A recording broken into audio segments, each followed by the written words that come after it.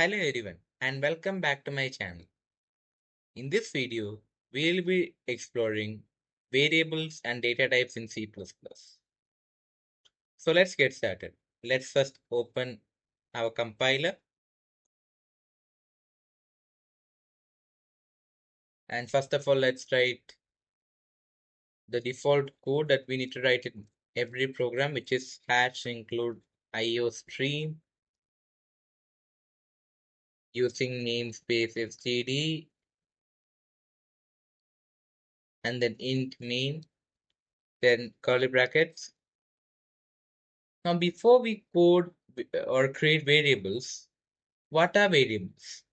Variables are basically a container where we store some values. For example, if I create a variable called x and if I store the value 5, that means here x is the container that stores the value 5. Now variables are mutable. That means I can modify the value of a variable anytime. If I create a variable x equal to 5, and if I want to modify the value of the variable x from 5 to 15, I can just modify the value from 5 to 15 and it will work. Now in C++, the syntax of creating a variable is, first of all, we need to specify the data type. Then we need to give our variable a name. Then we need to put an equal to sign and then we write a value. Now, what are data types? Data types are the categories that we give to help us better classify those values. Now, there are two types of data types, primitive and non-primitive. Now, primitive data types are the primary data types that we use almost 90% of the time, and non-primitive data types are the data types that we don't use frequently. Now, what are the primitive data types? The primitive data types are integer, float, character, boolean, and string. Firstly, let's discuss about integers. What are integers? Integers is a data type that stores integers. That means positive numbers, negative numbers, and zero.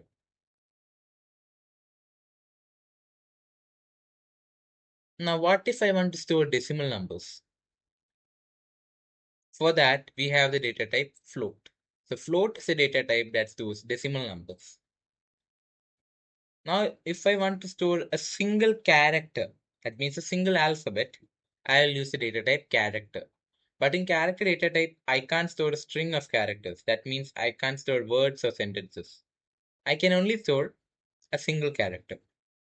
Now, what if I want to store words or sentences? There we use the data type string.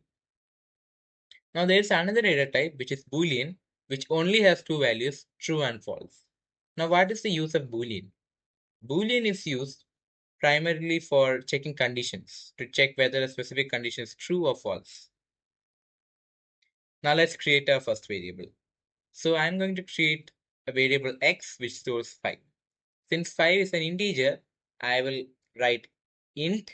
Now, whenever we create variables in C++, we write it short form. The short form of integer is int. So, I'll write int. Then I'll give the name of the variable, which is x, and I'll write equal to 5. Then I'll put a semicolon. Now, we have created our first variable. Now, let me print the value of a variable. So, I'll write cout, then two angular brackets, then x, then semicolon. Then if I run my code, as you can see, it prints 5. Now, if you have studied C, you might have noticed the difference between how to print variables in C and C++. Because in C, whenever we need to print a variable, we need to first write printf, and then we need to give a format specifier according to data type. Then we need to print the value of the variable name. We need to print, then only we will be able to get the value. But in C++, we can just directly write cout, then two angular brackets, and just the variable name. There's no need for format specifiers. Now let's create a variable which stores decimal numbers. So I'll name the variable as y. Since I'm going to store decimal numbers, I'll be using the data type float. So I'll write float y is equal to, let's take 2.5 and then a semicolon.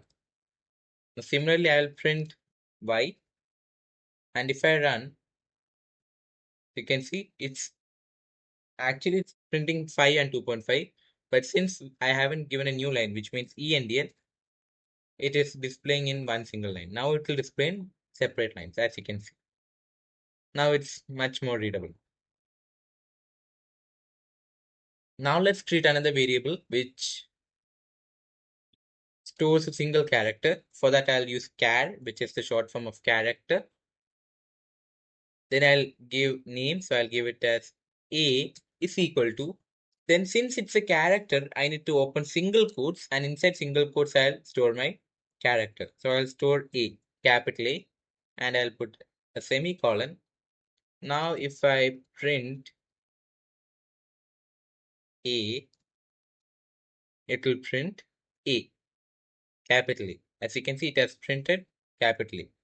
Now I will create a variable, let's say W, and I'll store the value true. Now true or false, these two are Boolean values. Now I'll write bool, which is the short form of Boolean, and then I'll create the variable W is equal to.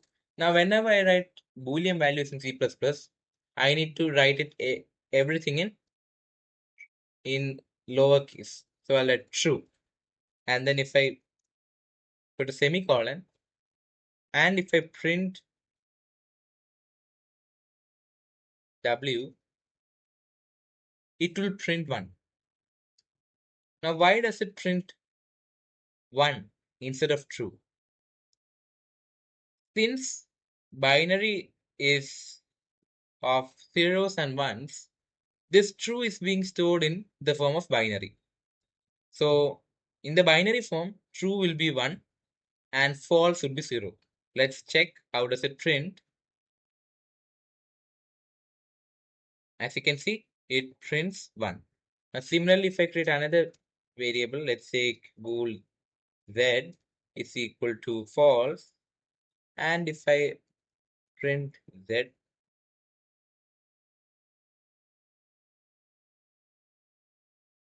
and if I run my code, it will print 0. As you can see, it prints 0. Now this is how we create variables in C++. Now, this ends this video.